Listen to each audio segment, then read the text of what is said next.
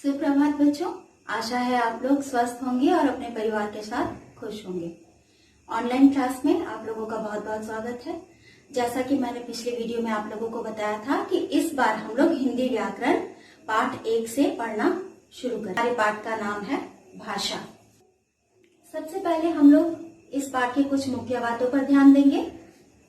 सबसे पहले हम लोग भाषा की परिभाषा जानेंगे कि भाषा है क्या। हम लोग भाषा को समझने का प्रयास करेंगे। उसके बाद हम लोग ये जानने की कोशिश करेंगे कि भाषा के रूप कितने होते हैं।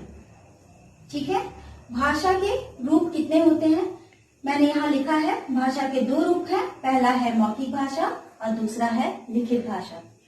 फिर उसके बाद हम लोग बोली के बारे में जानने का प्रयास करेंगे कि बोली क्या होती है और लिपि क्या होती है। बच्चों, आप लोगों ने सुना होगा, पढ़ा होगा, आप लोग एक दूसरे से बातें करते हैं। कभी आपने यह जानने का प्रयास किया है कि ये सारी चीजें हैं क्या? ये सभी भाषा के ही रूप है। भाषा ध्वनियों से उत्पन्न होती है।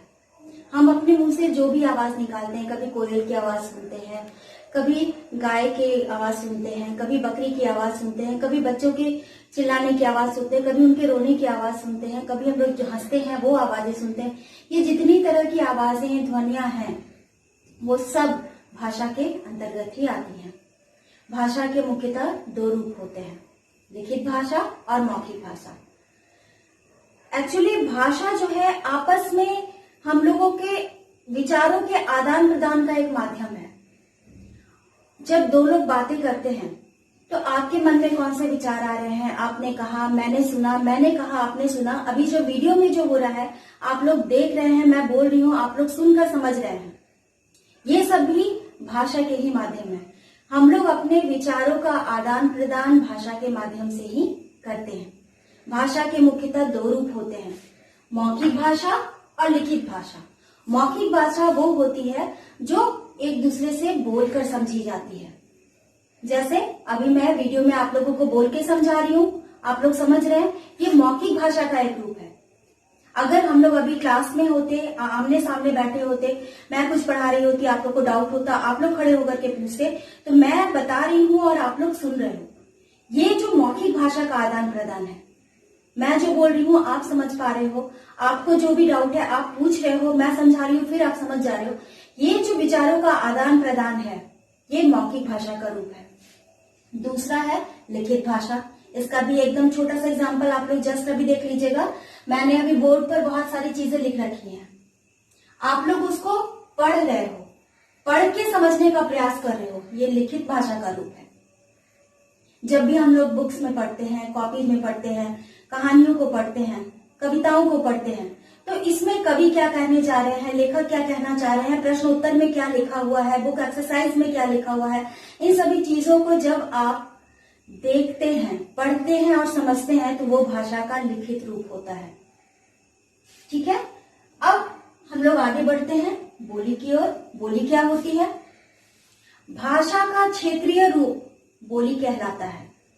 जैसे आप लोग तो जानते होंगे कि सब लोग अलग अलग, जैसे पंजाब में पंजाबी बोली जाती है, महाराष्ट्र में मराठी बोली जाती है, बांग्लादेश में बांग्ला बोला जाता है। तो इस तरह से अलग अलग जगहों पर अलग अलग भाषाएं बोली जाती हैं। जैसे हम लोग झारखंड में रहते हैं तो यहाँ कौन सी भाषा ज्यादा तरह से बोली जाती है? यहाँ खोरठा बोला जाता है। लेकिन आप लोग स्कूल में भी देखे होंगे, क्लास में भी देखे होंगे, कुछ लोग बंगला बोलते हैं, कुछ पंजाबी बोलते हैं, कुछ लोग अपने घर के लैंग्वेज को बोलते हैं, कुछ लोग मगही यूज करते हैं, कुछ लोग मैथिली यूज करते हैं। तो अलग अलग क्षेत्रों में रहने वाले लोग अपने अपने क्षेत्रीय भाषा का बोलचाल में प्रयोग करते हैं। ये हमारी बोलचाल की जो भाषा है, हमारे भाषा के क्षेत्रीय रूप को बोली कहा जाता है। अब आगे बढ़ते हैं हम लोग। लिपि किसे कहते हैं? किसी भी भाषा के लिखने के रूप को लिपि कहते हैं। जैसे आप लोग यहाँ पे देख रहे हैं, मैंने यहाँ पे लिख रखा है, ये कौन सी लिपि है। ठीक है, इंग्लिश जब हम लोग लिखते हैं तो रोमन में लिखते हैं, नंबर्स लिखते हैं तो रोमन में लिखते हैं। अब हम लोगों ने यहाँ हिंदी लिख रखा है, ये भाषा की कौन सी लिपि है? ये भाषा की देवनागरी लिपि है। हिंदी की ये देवनागरी लिपि है। तो भाषा के लिखने के ढंग को लिपि कहा जाता है। ये तो पाठ की कुछ मुख्य बातें हो गई। जो मैंने आप लोगों को समझाने का प्रयास किया है। अब आप लोग सब लोग अपनी अपनी पुस्तकें खोलकर बैठे। अब हम लोग पुस्तक के द्वारा पढ़ाई करेंगे।